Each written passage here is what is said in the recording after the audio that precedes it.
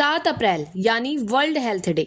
आज जब पूरी दुनिया सेहत की बात कर रही है तो सवाल सिर्फ बीमारी का नहीं बल्कि इलाज का भी है। लेकिन क्या आपने कभी सोचा है, हम आधुनिक इलाज के पीछे भागते भागते अपनी प्राचीन भारतीय पद्धतियों को तो नहीं भूल गए। वो पद्धतियां जो शरीर को सिर्फ ठीक ही नहीं करती बल्कि जड़ से बीमारी को खत्म करने का दावा करती हैं। जी हाँ, जड़ से। क्योंकि आज की एलोपैथी में ऐसी कई बीमारियां हैं जिनका इलाज जीवन भर दवाइयों पर ही निर्भर रहता है, जैसे diabetes, blood pressure, PCOD, cervical and thyroid. इन बीमारियों के साथ अक्सर मरीजों को जिंदगी भर दवाइयां खानी पड़ती हैं। लेकिन जरा सोचिए, अगर आप खुद ही अपने स्वास्थ्य के प्रति जागरूक बन जाए और अपने आसपास मौजूद प्राकृतिक चीजों से इलाज करना सीख जाए तो कैसा होगा। ये सोच लेकर वर्ल्ड हेल्थ डे के मौके पर एक खास पहल सामने आई है, स्मार्ट बनिए यानी self monitoring and rapid treatment, जहां डॉक्टर बीआरसी ट्रेनिंग के जरिए लोगों को सिखा रहे हैं कि कैसे आप अपनी बीमारी को खुद समझें और समय रहते उसका सही उपचार कर सके। डॉक्टर बीआरसी का दावा है कि उनके बताए तरीके अपनाकर बड़ी से बड़ी बीमारी से छुटकारा पाया जा सकता है। अब सवाल ये है कि क्या हम फिर से अपनी जड़ों की ओर लौटने को तैयार हैं? क्योंकि असली सेहत दवाइयों में नहीं बल्कि संतुलन, समझ और सही जीवन शैली में छिपी होती है। स्वस्थ रहें, जागरूक बने और खुद का ख्याल रखें। खत्म तभी होता है, दो सूरत में इलाज खत्म होते हैं। या तो उस इंसान का पैसा पूरी तरह खत्म हो जाए तब इलाज खत्म होता है, या फिर वो इंसान ही खत्म हो जाए तब इलाज खत्म होता है। कोई भी बीमारी, जिसे आप बीमारी बोलते हैं, आज से करीब 100 साल पहले दुनिया में बीमारियों के नाम करीब 80 होते थे, 80 ह्यूमन डिजीजेस। अभी बीमारियों के लिए देखेंगे तो 8000 हो गए हैं। हर छोटी छोटी बात को बीमारी का नाम दे दिया गया है, लेकिन सोल्यूशन कोई भी नहीं। अगर है तो बताइए। और ये हमने चैलेंज आज आप सब थे। आज 7 अप्रैल है, 1 महीने पहले हम लोग मिले थे 7 मार्च को, जब हमने 7 चैलेंज रखे थे, उसकी बात करेंगे। लेकिन हमारा एक्चुअल प्रोग्राम शुरू होने से पहले अगर आपके कोई सवाल हैं, थोड़ी बहुत हम सवाल ले सकते हैं, फिर हम प्रोग्राम शुरू करेंगे। सेशन के बारे में बता दीजिए। आज का जो सेशन है वर्ल्ड हेल्थ डे पे, अक्सर लोग बोलते हैं कि भाई आपका इलाज, मेरा इलाज बड़ा महंगा है और लोग हमसे इलाज कराना चाहते हैं, फ्री में इलाज कराना चाहते हैं। तो जो लोग मुझसे फ्री में इलाज कराना चाहते हैं उनको हमने आज से 1 हफ्ते पहले ये जो देख रहे हैं, ये डिज़ाइन देख रहे हैं, इधर जिनको इधर मेरे यहाँ पे नहीं दिख रहा, अब दिख रहा होगा, ये इलाज कराने के लिए आज हम लॉन्च कर रहे हैं। It is called smart protocol self monitoring and rapid treatment, कि अपने आप को खुद से कैसे मॉनिटर करना है और खुद से ही कैसे ठीक करना है और घर बैठे ही कैसे करना है। फास्टेस्ट, सेफेस्ट, फास्ट हो, सेफ हो, इकोनॉमिकल हो, खुद कर पाए और एक ही तीर से कई निशाने लग जाए। तो वो खास ट्रेनिंग आज मैं देने जा रहा हूँ। और ये ट्रेनिंग अगर मैं भारत में ना होके यही वाली ट्रेनिंग अगर मैं विदेश में देता, मलेशिया में देता, तो आप देख रहे हैं मलेशियन गवर्नमेंट की सर्टिफिकेट जो मुझे मिला है, मेरा नाम है, पासपोर्ट नंबर वगैरह दिखा है। वहाँ पे अगर यही वाली ट्रेनिंग मैं दे दूँ या जब भी देता हूँ तो मुझे जो पार्टिसिपेंट्स है वो फीस नहीं देती है, पार्टिसिपेंट्स की फीस गवर्नमेंट मुझे डायरेक्टली देती है। तो बोलने का मतलब ये है कि जो चीज़ें किसी और देश में हम दें तो उससे हमें मुझे पैसे मिलते हैं, सर्टिफिकेट पीछे ये आप देख ही रहे हैं, लेकिन वो ही वाली ट्रेनिंग मैं यहाँ पे दे रहा हूँ। हालांकि यहाँ पैसे नहीं मिल रहे हैं, ना ही मुझे चाहिए, लेकिन मैं चाहता हूँ कि लोगों का दुख और दर्द थोड़ा हम कम कर पाए। सर, आप अक्सर बोलते हैं कि हॉस्पिटल ना जाए, डायग्नोसिस ना कराएं, तो फिर सर जब आप ये बोल रहे हैं तो फिर लोग ठीक कैसे होंगे? मैं ये बोलता हूँ कि हॉस्पिटल ना जाएं, डायग्नोस ना कराएं, अगर तो ठीक कैसे होंगे। लेकिन जो लोग हॉस्पिटल जाते हैं, जो डायग्नोस कराते हैं, क्या वो ठीक होते हैं? अगर तो होते हैं तो मैं तो बोल रहा हूँ एक पेशेंट दिखा दो मुझे जो किडनी डिजीज का हो, हॉस्पिटल गया हो, डायग्नोस कराया, ठीक हो गया हो। हार्ट डिजीज का हो, हॉस्पिटल गया हो, डायग्नोस कराया, ठीक हो गया हो। डायबिटीज का हो, बीपी का हो, लिवर का हो, कैंसर का हो, जो उसने हॉस्पिटल गया, सारी बातें मानी और वो ठीक है, दवाइयों मुक्त है और सिम्टम भी चले गए, वैसे एक पेशेंट दिखा दो। तो ये एक भ्रम है कि एलोपैथिक हॉस्पिटल जाएंगे, डायग्नोस करेंगे और ट्रीटमेंट करेंगे और हम ठीक हो जाएंगे, ये भ्रम है। अगर तो भ्रम नहीं है तो मैं बोल ही रहा हूँ, ऐसा एक पेशेंट दिखा दो। सर, 8,000 बीमारी में आज कितने जो है कि मुफ्त इलाज के बारे में आज आपको बताने जा रहे हैं। देखिए बीमारियां, जैसे मैंने बताया, बीमारियां 8000 तरह के नामकरण किए हुए हैं। बीमारियों को बीमारी के नाम से ना पहचान के उनके सिम्टम्स हम पहचानेंगे। नाम तो डॉक्टर देता है, नाम डॉक्टर बोलता है आपको कैंसर होता, हमें तो बॉडी चिल्ला चिल्ला के नहीं बोल रही मुझे कैंसर है, मुझे कैंसर है, ऐसी आवाज़ नहीं आ रही बॉडी के अंदर से। बॉडी तो ये बोल रही है मुझे पेन है, मेरी ब्लीडिंग नहीं रुक रही है, मुझे कमजोरी है, मैं सांस नहीं ले पा रहा, बॉडी तो ये बोलती है। और उसी चीज़ को डॉक्टर एक नाम दे देता है, उसके बाद से हम अपने आप को उस नाम से पहचानते हैं और यहीं से जो रास्ता है वो बीमार रहने का शुरू होता है, ना कि अपने आप को ठीक करने का। तो आज हम बताएंगे कि 29 तरह से इंसान बीमार पड़ सकता है। वो 29 तरीके हमने यहाँ पे दिख ही रहा है। और पहले तो वो पहचान करना, सेल्फ मॉनिटरिंग, और उसको जब पहचान यही है तो उसे कैसे ठीक करें। ये आप देख रहे हैं, जो मेरे यहाँ पे देख रहे हैं, अगर देख रहे हैं यहाँ पे देख रहे हैं, दवाइयाँ कुछ देख रहे हैं, ये सारा कुछ, ये मेरा हॉस्पिटल सेटअप है। अगर आपके घर में ये सारा कुछ है तो आप जितनी बड़ी बड़ी बीमारियों के नाम आपने सुने हैं वो ना केवल वो कैसे ठीक होता है वो मैं सिखाऊंगा ही, बल्कि जो लोग ठीक हुए हैं वो पेशेंट खुद को यहाँ आएंगे अपने रिपोर्ट के साथ, वो भी मैं दिखाऊंगा। सर अगर किसी को इमरजेंसी हो जाए तो सर इमरजेंसी में तो वो एलोपैथिक में ही जाएगा, इसके लिए क्या कहेंगे आप? देखिए, इमरजेंसी अगर हो जाए तो एलोपैथिक में जाएगा, क्योंकि उसके पास और कोई रास्ता दिख नहीं रहा है, बाकी सारे तरह के पैकेज को बंद कर दिया गया है। अब जरा सोच के देखिए, मैं आपको उसे कितना बताता हूँ। मान लो इमरजेंसी कैसे होती है, सांसें नहीं आ रही है, एक तरह की इमरजेंसी है। हाँ, अगर सांसें नहीं आ रही हैं तो ये एक इमरजेंसी है, और इसमें हॉस्पिटल जाएंगे तो ऑक्सीजन सिलेंडर लगा देंगे। आपके पास पावर बैंक है, अगर पावर बैंक है तो इसका इलाज अभी हो जाएगा। ये पंखा और पावर बैंक मैंने फिट कर दिया। ये समझने वाली बात है, जब 6 इंच दूर पे ये पंखा मैं रख रहा हूँ, यहाँ पे कुछ रिसेप्टर्स है मेरे इस एरिया में, आपके इस एरिया में। ये रिसेप्टर्स में जब कोल्ड एयर का स्प्रे होता है, जैसे ये हो रहा है, तो कुछ देर के अंदर 5-7 मिनट में वो लंग्स को ट्रिगर करता है। लंग्स को ट्रिगर करने से आपकी लंग्स बेहतर काम करने लगती है, आपका SpO2 बढ़ने लगता है, आपकी सांसें ठीक से आने लगती है। तो इसके बजाय वही वाला पेशेंट जब हॉस्पिटल जाएगा और उसको वेंटिलेटर में डाल दिया जाएगा और अल्टीमेटली उसकी डेथ हो जाएगी। वेंटिलेटर से सिर्फ और सिर्फ मौत होती है। मैंने तो नहीं देखा कोई वेंटिलेटर से बाहर निकल के जीवित भी आया हो। तो ये तो मैंने एक उदाहरण दिया, ऐसे कई सारे मैं उदाहरण दूंगा। जैसे किसी को हार्ट अटैक आ गया हो तब इमरजेंसी में जाएगा, किसी की हड्डियाँ टूट गई तब इमरजेंसी में जाएगा। जबकि इन सबका इलाज याद रखिए, जब किसी की हड्डी टूटती है तो वो डॉक्टर क्या करता है, वो हड्डी को सही जगह प्लेस कर देता है। लेकिन जब उसकी हड्डी जुड़ना शुरू होती है, उसमें डॉक्टर का किसी दवाई का कोई रोल होता ही नहीं, वो सिर्फ और सिर्फ आपके बॉडी का रोल होता है। बॉडी उस चीज़ को कैसे जल्दी से जल्दी कर ले, ये मैं आपको आज बताऊंगा। तो लगता ऐसा है आपको कि मुझे हार्ट अटैक आ गया, हॉस्पिटल जाना जरूरी है, जिस तरह से मुझे दुख हो गया तो मुझे मंदिर जाना जरूरी है। तो जैसे मंदिर जाना अपनी आस्था की बात है, मंदिर जाने को कोई साइंस नहीं बोल सकते। मैं ये नहीं बोल रहा मंदिर जाओ या नहीं जाओ, मैं तो सिर्फ ये बोल रहा हूँ कि मंदिर जाना आस्था है। सिमिलरली हॉस्पिटल जाना इमरजेंसी में एक आस्था है। मैं तो क्लियरली बोल रहा हूँ, लाइव बोल रहा हूँ, अभी लाइव चली रहा है। अगर कोई साबित करते कि हॉस्पिटल जाने से किसी भी तरह की इमरजेंसी में किसी भी तरह का कोई फायदा होता हो, उसके बचने के चांस ज़्यादा होते हों, तो चलो भाई आपकी तरफ से यहाँ पे मैं चैलेंज एक और अनाउंस करता हूँ कि भाई अगर हॉस्पिटल जाने से किसी भी तरह की इमरजेंसी में थोड़ी बहुत राहत मिलती हो, ऐसा कोई सबूत है तो बता दे, मैं 10 लाख रुपये दे दूंगा। तो वो एक आस्था है, इस तरह का प्रोपेगेंडा बनाया गया है। और ये जो एलोपैथी की हॉस्पिटल्स हैं, आज से 60 साल पहले, 70-80 साल पहले नहीं थे, तब भी इमरजेंसी होती थी। और तब कैसे इंसान बचता था, चाहे कुत्ते के काटने से या कोई जख्म लगने से, वो सारा कुछ आज हमको ट्रेनिंग देंगे और आप देखेंगे कि ये सारा कुछ बेहतर हो सकता है, घर पे हो सकता है, बिना किसी साइड इफेक्ट हो सकता है। सर, आम लोगों में एक बात ये कही जाती है कि अगर किसी को हार्ट अटैक आता है तो सूरत में जो नेचुरोपैथी या फिर एलोपैथी काम नहीं करता, इस पर आप क्या कहें? आम बात में जो कई बातें बोली जाती है, लेकिन हर बात जो बोली जाती है वो सबूतों के आधार पर नहीं होती है। आप तो ये जानते ही हैं कि जब भी किसी को हार्ट अटैक के सिम्टम आते हैं तो वो हर बार हॉस्पिटल पहुंचता है। लेकिन कुछ लोग ऐसे हैं जो पहुंच नहीं पाते हैं, कुछ लोग ऐसे हैं जो पहुंच जाते हैं। और पूरी दुनिया में ऐसे कई सारे ऑब्जर्वेशन स्टडीज हुए हैं जिसमें देखा गया कि जो लोग पहुंच गए और जो लोग पहुंच नहीं पाए, तो क्या जो लोग पहुंच गए उनके वो ज़्यादा जिंदा हैं इन कंपैरिजन में जो पहुंच नहीं पाए?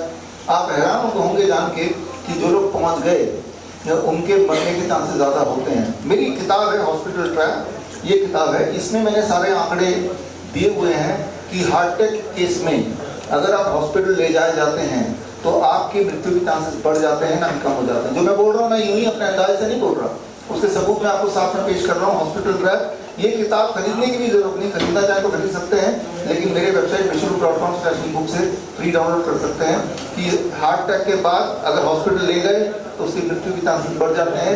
ये अभी तक के एविडेंसेस हैं और मेडिकल साइंस के एविडेंसेस हैं। सर, क्या बेड रिडन पेशेंट भी ठीक हो सकते हैं घर पर? बेड रिडन पेशेंट ठीक हो। अगर पेशेंट सांस ले सकता है, थोड़ा बहुत खा सकता है, तो वो ठीक हो सकता है। आप कुछ पूछें? सर किडनी स्टोन के बारे में आपका क्या कहना है? किस mm की किडनी में स्टोन है? देन देखिए एक बात मैं बता दूं, यहाँ पे मैं देख रहा हूँ लगभग 100 लोग हैं मुझे मिला के। अगर हम सबके अगर किडनी का अल्ट्रासाउंड करेंगे, हम में से आधे लोगों को इंक्लूडिंग 70 छोटे मोटे स्टोन होते ही होंगे ही।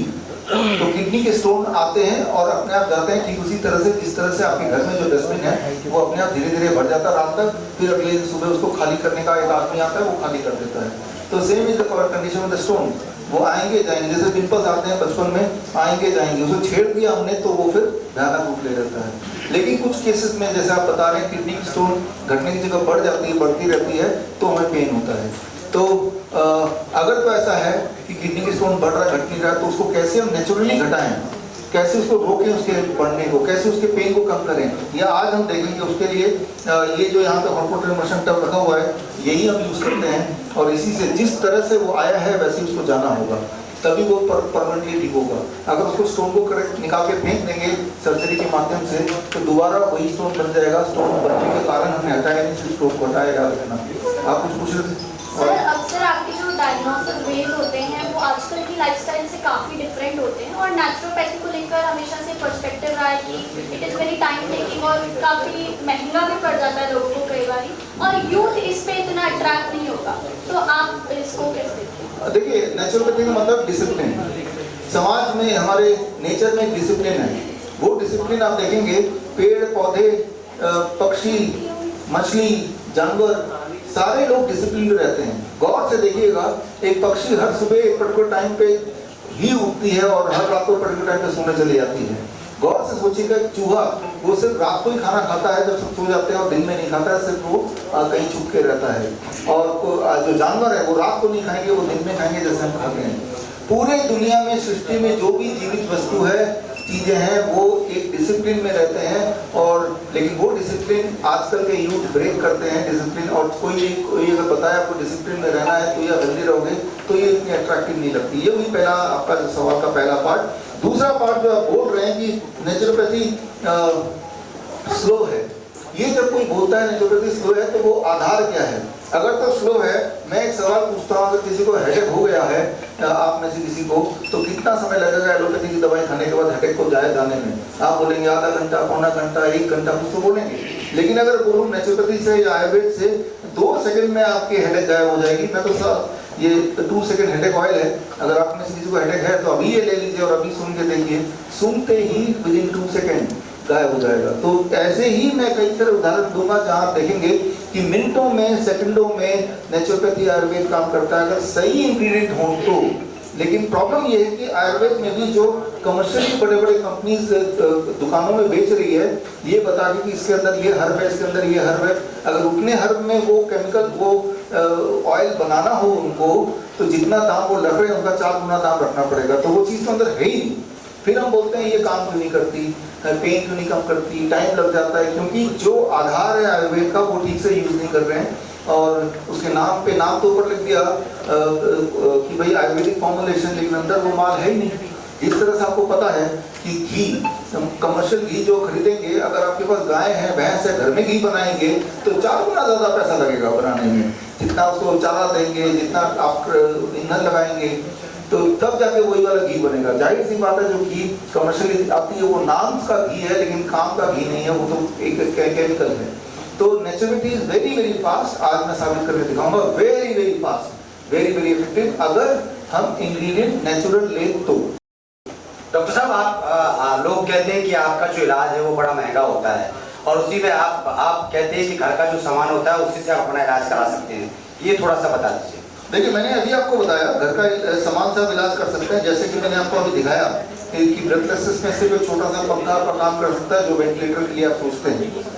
लेकिन अगर कोई बोलता है कि आप हम आपके हॉस्पिटल में आके रहेंगे और आप खुद ही कर दीजिए, तब तो हॉस्पिटल का एक इंफ्रास्ट्रक्चर है उसमें तो पैसा लगेगा ही। बल्कि लेकिन तब भी मैं प्रेरित करता हूँ लोगों को कि आप मेरे हॉस्पिटल में, मेरे क्लिनिक में मत आइए, आप इस तरह की ट्रेनिंग में करके खुद ही अपना डॉक्टर बन जाइए, बी योर ओन डॉक्टर। लेकिन अगर कोई आलसी आदमी है वो करना नहीं चाहता, वो चाहता है कि हम ही करके दें, कई लोग ऐसे भी होते हैं जिनका फेथ मुझ पे ज़्यादा है कि आपके सुपरविजन में रह के ही ठीक होंगे। तो आपको समझना होगा मेरा जो मेन काम है लोगों को टीच करना, चूँकि मैं अभी कर रहा हूँ, लेकिन एक करके अगर पेशेंट को मुझे देखना पड़े तो एक महीने में बहुत पेशेंट नहीं देख पाऊँगा। अगर देखूंगा तो मेरा काम छूट जाएगा। तो मेरा जो फीस है वर्चुअल ओपीडी बोलते हैं 1 महीने का, वो 25,000 रुपये है।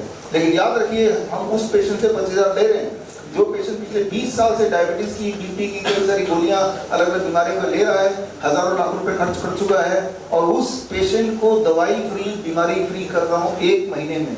तो उस हिसाब से अगर देखें तो 25,000 ज़्यादा नहीं है पहली बात तो, और जिसको 25,000 नहीं देने हैं वो आज का ये ट्रेनिंग करके खुद ही कर ले। और वो जो पैसे आते भी हैं वो इस तरह के आयोजन में हम यूज़ करते हैं ताकि लोगों को फ़ायदा हो। तो मैं तो खुद ही चाहता हूँ कि हमारे वर्चुअल ओपीडी में मत आइए, हमारे जो ट्रेनिंग कोर्सेज आप देख रहे हैं ये भी मत कीजिए, ये फ्री वाला जो ऑनलाइन ट्रेनिंग है ये भी भरपूर इफेक्टिव है, इसे कर लीजिए। हमारी फ्री ई बुक्स हैं जो मेरी वेबसाइट पे हैं, उसे ले लीजिए। तो लेकिन कुछ लोग हैं जो पैसा देना चाहते हैं तो वो दे सकते हैं, क्योंकि उसी से हमारा काम भी आगे बढ़ता है। सर ऐसे कई इमरजेंसी मोमेंट होते हैं, जैसे कि कभी हड्डी टूट जाती है, किसी की एक्सीडेंट, तो वो भी जो वो नेचुरोपैथी या आयुर्वेद को छोड़कर वो एलोपैथी की तरफ भी भागता है जल्दी से जल्द वहाँ पर ठीक हो जाए। तो इसमें आयुर्वेद और नेचुरोपैथी का रोल क्या रह जाता है फिर? हाँ देखिए, मान लो यहाँ पे आप में से किसी के या मेरी हड्डी टूट जाती है तो मैं क्या करूँगा? पहली बात तो यही है, ठीक है ना। तो बस चले तो मैं नेचुरोपैथी हॉस्पिटल में जाऊँगा, लेकिन आप बताइए पूरे फरीदाबाद में नेचुरोपैथी हॉस्पिटल है कोई? आयुर्वेदिक हॉस्पिटल है कोई? सारी चीज़ को हटा दिया, फिर क्या किया कि जाना है तो ये एक जगह बचा है। इसलिए it is not like that कि वो दे चूजिंग कि तीनों हॉस्पिटल सामने सामने तो मैं एलोपैथी में जा रहा हूँ, ऐसा नहीं है। 99.9% जो बजट है भारत सरकार का वो एलोपैथी के लिए है, और 0.1% बजट पूरा आयुष के लिए है। तो जो चीज़ एग्जिस्ट नहीं करती वहाँ वो जा कैसे सकता है? तो याद रखिए जो सर्जरी के फादर माने जाते हैं सुश्रुत, आयुर्वेद के जो रचयिता बोल सकते हैं, तो सुश्रुत से सर्जरी आई थी, लेकिन उसी सर्जरी को अपना बना लिया, और आयुर्वेद के जो बड़े बड़े पहले हॉस्पिटल हुआ करते थे आज से 100 साल पहले, वो सब गायब करा दिए गए। आयुर्वेद के बड़े बड़े टेक्निक्स हैं, आज उनमें से कुछ आप देखेंगे ही, वो कहीं गायब कर दिए। आयुर्वेद की फॉर्मुलेशन है वो नकली आने लगी, वो मैं आपको दिखाऊंगा आज। और अब बोलते हैं कि आयुर्वेद इफेक्टिव नहीं है, आयुर्वेद में कोई जाना नहीं चाहता है, वो है ही नहीं ना। वो यहाँ पे नेचुरोपैथी हॉस्पिटल है ही कहाँ? अगर होगा तो ज़रूर जाते हैं। हमारे कुछ हॉस्पिटल्स हैं जो नेचुरोपैथी के प्रिंसिपल में काम करते हैं, तो मैं तो प्रेफर करूँगा कि हमारे नेचुरोपैथी हॉस्पिटल में आइए और देखिए कि हर तरह का इलाज, इवन आपके हड्डी टूटने का इलाज किस तरह से हम करते हैं। और अगर वहाँ नहीं जाना तो आज का ये ट्रेनिंग जरूर कर लीजिए। सर कहते हैं कि उपचार से एहतियात ज़्यादा अच्छी है, और आजकल की जो दिनचर्या है और आजकल जो लाइफस्टाइल है वो भी लोगों की बहुत ज़्यादा खराब है, और ये बीमारियों का कहीं ज़्यादा कारण भी कहते हैं। तो इस पर आप क्या काम करते हैं? देखिए, ये तो बात सही है कि प्रिवेंशन बेटर देन क्योर, जैसे आप जानते हैं, लेकिन ये थोड़ा पुराना मुहावरा हो गया है, कोई इस पर ज़्यादा अट्रैक्शन होती नहीं है, जबकि ये बात सच है ना।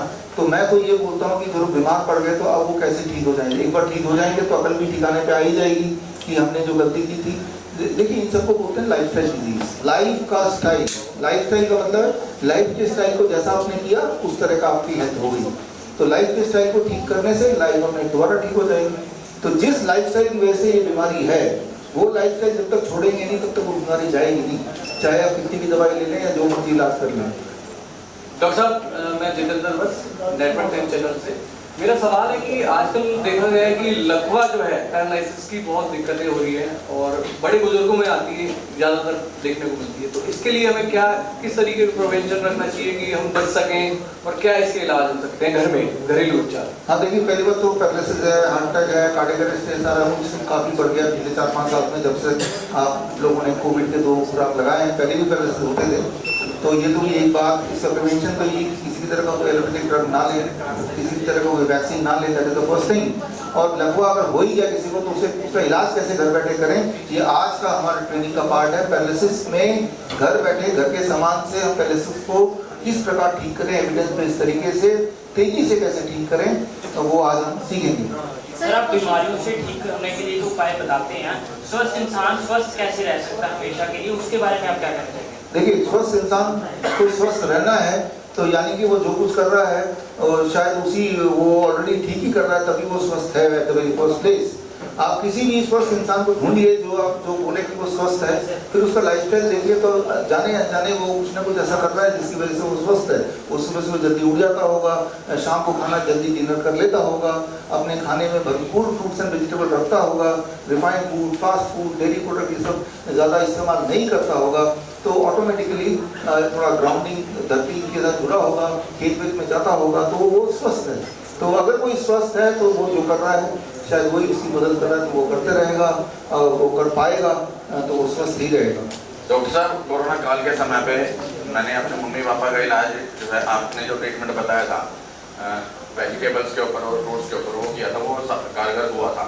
और मेरा लड़का है 4 साल का, अभी उसको पीलिया हो गया है बहुत ज़्यादा लेवल पे, तो अचानक उसको कैसे करना चाहिए? मतलब आपका उपचार देना चाहिए या हॉस्पिटल लेके जाके? उन्होंने कहा कि भर्ती होगा कि हाँ, देखिए पीलिया बच्चों को पीलिया हो जाता है, पहली बात तो इसमें घबराने की कोई बात है ही नहीं। ये बात तो दिमाग में रख लीजिए कि घबराने की बात नहीं, पीलिया बच्चों को बहुत तेज होता है comparative to adults, number 1। Number 2, करना क्या होगा? बच्चे का मान लो मेरे बच्चे को होता तो मैं क्या करता, बच्चे की डाइट में पूरी तरह से कुछ दिनों के लिए 15 से 20 दिनों के raw vegetables and fruits liquid diet, fruit juice, vegetable juice, coconut water, थोड़ा बहुत सनलाइट, इस पर अगर देंगे तो बच्चे की हीलिंग कैपेसिटी बड़ी तेजी से होती है, बहुत अच्छी होती है।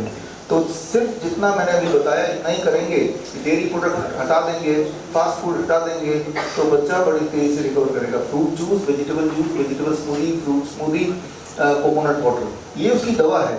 सनलाइट, ये उसकी दवा है। हो सके तो थोड़ी बहुत देर ग्राउंडिंग अगर हो सके तो बच्चा रिकवर कर देगा बड़ी तेजी से। हॉस्पिटल में डॉक्टर ने ऐसा बोला है कि अगर इसको भर्ती नहीं कराया तो इसके दिमाग में पहुंच जाएगा और ये भाग जाएगा, मतलब इसका दिमाग पे ऐसा कुछ हो सकता है क्या? देखिए डॉक्टर का दिमाग ही ऐसा है ना, करे तो करे क्या, आप डॉक्टर के पास जाइए ही मत। उसका काम है डराना, वो एक्टर है, वो डॉक्टर नहीं, वो एक्टर है। वो इस तरह से बातें करते हैं, आपने देखा कि वो उसका बोलने का एक्सप्रेशन ऐसे होता है कि एक अच्छा खासा इंसान भी डर जाएगा।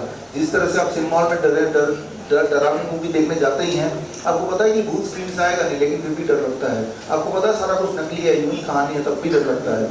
तो वो इस तरह से वो बोलते हैं, जबकि ये आसान चीज़ है, जबकि इसका कोई इलाज हॉस्पिटल में नहीं है। याद रखिए कि जब वो बच्चे को हॉस्पिटल में एडमिट भी कराएंगे तो बच्चे का बॉडी भी लड़ रहा है, ठीक होने की कोशिश कर रहा है। वो कोशिश में बच्चे का बॉडी ऑटोमेटिकली ठीक होगा भी, लेकिन हम हॉस्पिटल रखेंगे तो हॉस्पिटल में जो दवाइयाँ दी जाएंगी उससे लड़ता हुआ ठीक होगा, उसके बावजूद भी ठीक होगा। इसलिए मैं तो ये बोलता हूँ कि बिल्कुल मत ले जाइए हॉस्पिटल में। एक तो पहले ही बीमार है, ऊपर से हॉस्पिटल ले जा रहे हैं, तो उसकी बीमारी और बढ़ने वाली है। मैं ये बताना चाह रहा हूँ कि पीलिया के लिए हॉस्पिटल में ऐसी कोई दवाई या इलाज है ही नहीं जिससे बच्चे को थोड़ा भी रिलीफ मिले, है ही नहीं। लेकिन मैंने उनसे दवाई लेके रिलीफ मिला है, तुरंत रिलीफ मिला है। वो देखना पड़ेगा, कोई दवाई उनसे पूछिए, ये वो दवाई का नाम बताइए, कौन सी दवाई से कैसे रिलीफ मिल सकती है। बच्चे के बॉडी में, याद रखिए फॉर दैट मैटर आपके बॉडी में, मेरे बॉडी में जिस तरह की कोई भी बीमारी है तो किसी दवाई की डेफिशिएंसी से नहीं है। आप बीमार पड़े not because of the deficiency of any drug. जब किसी दवाई के डेफिशिएंसी से कोई बीमारी नहीं हुई है तो कोई दवाई दे के वो बीमारी ठीक कैसे होगी? न्यूट्रिशन की डेफिशिएंसी हुई है तो न्यूट्रिशन देने से ठीक होगा। लेकिन फिर भी मैंने जैसे बताया कि को बच्चा या आप जब बीमार पड़ते हैं तो बॉडी की इम्यूनिटी हमें ठीक करने की कोशिश करती है। उस कोशिश के दौरान आप खुद भी कुछ भी उल्टा सीधा कोशिश करते हैं, कोई मंत्र पढ़ने लग जाता है, कोई झाड़ फूक करने लग जाता है और बच्चा तो ठीक हो ही रहा है, तो बोले देखो मैंने झाड़ फूक किया इसकी वजह से हो गया ठीक। तो ये एक थोड़ा डिबेटेड चीज़ है, लेकिन आप दवाइयों के नाम अगर मुझे बताएंगे आफ्टर द प्रेस कॉन्फ्रेंस तो थोड़ा डिटेल में इस पर डिस्कस कर लूँगा। मामला बच्चे का है, बच्चों को हम इम्पोर्टेंस देते हैं। आज भी ऐसे कुछ बच्चे आएंगे, स्टेज पे आएंगे और वो आपको क्लैरिटी आ जाएगी। आप कुछ पूछना चाह रहे थे? डॉक्टर मैं भी पूछ रही हूँ, आजकल सर्वाइकल कैंसर को लेकर ज़्यादा चर्चा चल रही है और लोग वैक्सीन के लिए प्रेफर कर रहे हैं, इस बारे में क्या कहेंगे? देखिए सर्वाइकल कैंसर नाम की कोई कैंसर होता नहीं है पहली बात तो, लेकिन और वो एचपीवी वैक्सीन पे एचपीवी वायरस पे डोज दे रहे हैं, जबकि एचपीवी वायरस जिसे एचपीवी बोल रहे हैं ह्यूमन पैपिलोमा वायरस, नाम तो बड़ा भयानक है। इस वायरस को कभी आइसोलेट भी नहीं किया गया कि भाई देखें ये वायरस किसने देखा हो, ऐसा किया नहीं गया, नंबर 1। नंबर 2, जिस प्रकार एक छोटा बच्चे की बात मनाने के लिए बड़े पेरेंट्स डराने के लिए, बात मनाने के लिए कि बच्चा दूध पी लो भूत आ जाएगा, बच्चा पढ़ाई कर लो भूत आ जाएगा, भूत है नहीं, लेकिन बच्चा डर रहा है। एक दिन जब बड़ा होता है बच्चा तो तब वो जानता है ये तो उल्लू बना देते हैं, मेरा भूत नाम की कोई चीज़ नहीं होती। ठीक उसी तरह से HPV नाम का एक इमेजिनरी वायरस है जो एक इमेजिनरी बीमारी पैदा कर रहा है, और इसी दैट इज द ट्रुथ। ये मैंने 7 मार्च को सारे सबूतों के साथ, आप सब में से कुछ लोग थे, मैंने पेश किया था। और इसीलिए सर्वाइकल कैंसर हो जाएगा, भूत आ जाएगा तो HPV वैक्सीन लगा लो। जबकि HPV वैक्सीन लगाने का जो बेसिक मकसद है, जान लीजिए आपके माध्यम से, लड़कियों को बाज बनाने का, मैं तो क्लियरली बोल रहा हूँ, लाइव भी चल रहा है, राइट, लड़कियां बड़े होके प्रेग्नेंट ना हो जाए, राइट, इसीलिए वैक्सीन लगाई जा रही है, ताकि जो आबादी जो बढ़ रही है या आबादी को और कम कर दिया जाए, ये मेन मकसद है। और ये कोई मैं अपनी इमेजिनेशन से बोल ही नहीं सकता। अगर मैं यूं ही झूठ का बोलूंगा तो अभी मैं प्रेस कॉन्फ्रेंस से पहले पुलिस यहीं आ जाएगी, आपको पता ही है ना। इससे सबूत है मेरे पास, वो सबूत मैंने 7 मार्च को दिए भी थे, क्योंकि ये जो HPV वैक्सीन का अभी खेल दोबारा शुरू हो गया, 2009 में भी शुरू हुआ था, और तब जो लड़कियां थी तब जब लगाया गया था, उसके बाद वो अभी देखें, पूछें वहाँ से, डेटा बताती है कि वो मार्च बन गए हैं, उनको वो प्रेग्नेंट नहीं हो पा रहे, और प्रेग्नेंट अगर हो भी जाते हैं तो अबॉर्शन हो जाता है, अबॉर्ट हो जाते हैं बच्चे, या फिर विकलांग पैदा होते हैं। ये हमारे वो सारा डेटा मेरे पास है, हमारे देश का भी, दूसरे देश का भी। सर आप अक्सर कहते हैं कि we should not get vaccinated, लेकिन specially after COVID government exams की भी कुछ प्रोटोकॉल्स होते हैं कि people should be this much vaccinated, तो ऐसे केसेस में क्या करना चाहिए? ऐसे केसेस में लड़ना चाहिए। अब आज़ादी से पहले जब हमारे जो फंडामेंटल राइट हमसे छीन रहे थे तो क्या कर रहे थे, हम लड़ रहे थे, है ना। तो अभी भी कोई अगर आपका फंडामेंटल राइट छीनेगा तो क्या करना है, आपको लड़ना है, आपको उसका विरोध करना है, लेकिन आपको सरेंडर नहीं कर देना है। आप कुछ बोल रहे हैं, वैक्सीन से डिटॉक्स करने के लिए क्या करें? हाँ, वैक्सीन से डिटॉक्स करने के लिए क्या करें? वैक्सीन से डिटॉक्स करने के लिए वही करें जो आउटर लेयर क्या है, वो कोलेस्ट्रॉल ही है। तो इससे आपको समझ आ रहा होगा कि भाई कोलेस्ट्रॉल हमारे जिंदगी का, फॉर किसी की भी जिंदगी का एक मुख्य पार्ट है। तो कोलेस्ट्रॉल कोई विलन नहीं है, कोलेस्ट्रॉल को विलन बनाया गया है 1970 में, क्योंकि तब एक चाइना में एक तरह का प्लांट, व्हाइट राइस प्लांट बोलते हैं, उसको जब किसी ने लिया तो देखा कि एक आंकड़ा बॉडी का कम होने लगता है, कोलेस्ट्रॉल नाम का आंकड़ा कम होने लगता है। तो उसको बेचने के लिए स्टार्टिंग बोलते हैं कि वो केमिकल पाया गया कि भाई हम अगर जोड़ दें कि ये कोलेस्ट्रॉल को कम करना बड़ा ज़रूरी है तो स्टार्टिंग बिकने लगेगा। तो इसके ऊपर मैंने पूरी किताब लिखी है, किताब का नाम है हाई कोलेस्ट्रॉल और मेडिकल फ्रॉड। ये किताब मेरे वेबसाइट से vishnu.com से आप फ्री डाउनलोड कर सकते हैं, या फिर ऑनलाइन तो कहीं से खरीद ही सकते हैं। तो डायबिटीज़ का, देखिए डायबिटीज़ का मतलब सिर्फ इतना ही होता है कि आपके बॉडी में शुगर जितना होना चाहिए ब्लड में उससे ज़्यादा है। शुगर की अहमियत हमें पता है कि अभी हम जिंदा हैं, बात कर पा रहे हैं, मैं बात कर पा रहा हूँ, क्योंकि हमारे हर सेल में शुगर है। तो sugar is important in any way, लेकिन जब ब्लड में शुगर की मात्रा ज़्यादा हो जाती तो हमारे सर्कुलेशन थोड़ा ढीले हो जाता है, और जिससे हम खुद ही ढीले हो जाते हैं।